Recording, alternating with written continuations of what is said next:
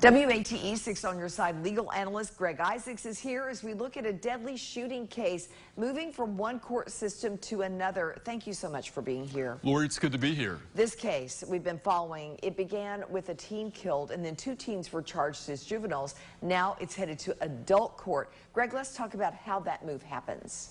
Well, in 2021, in January and February, 2 juveniles, Jordan and Davis, 14 and 16 respectively, went on a remarkable and unfortunate crime spree right outside Austin East High School. Shootings resulting from a traffic accident, robbing a drug dealer, and then the unfortunate murder which the state alleged was premeditated for Stanley Freeman Jr. Who was simply driving home from school. And let's talk about how these juveniles are now in criminal court facing very serious first-degree felony murder charges. As adults. 2 ways to try a juvenile as an adult under Tennessee law. First, the prosecution has to file a notice of their intent to try the juveniles as adults, but the gatekeeper is the juvenile court judge. And the law says that the judge has the discretion to transfer or not to transfer.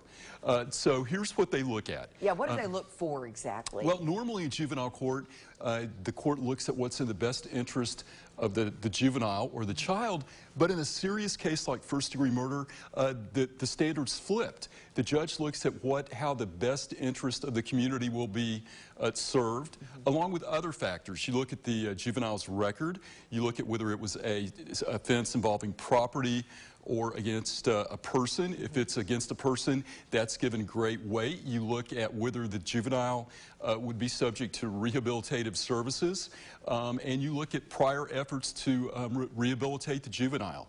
You also look at whether the act, and this comes into play in this case, was premeditated or aggravated. And that's what they're saying, premeditated. Right. And Judge Irwin, after hearing the proof, and you have to have probable cause, threw up his hands and said the juvenile system can't help these 2 individuals, and it's in the best interest of the community to proceed in criminal court. And, you know, it's almost a legal fiction, but what happens with that decree by the juvenile court judge, even though they're 14 and 16, they were at the time, they will be tried, treated as adults in the Knox County criminal court system, punished as an adult, the same constitutional rights as adults. So all the efforts that we do to help juveniles are out the window, and boy, these crimes are the quintessential example of when the behavior warrants that type of treatment by the law. It's sad.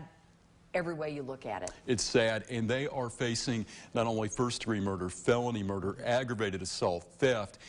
Lori, if convicted, they are looking at literally hundreds of years behind bars. All right, Greg, thank you. We'll be watching this case.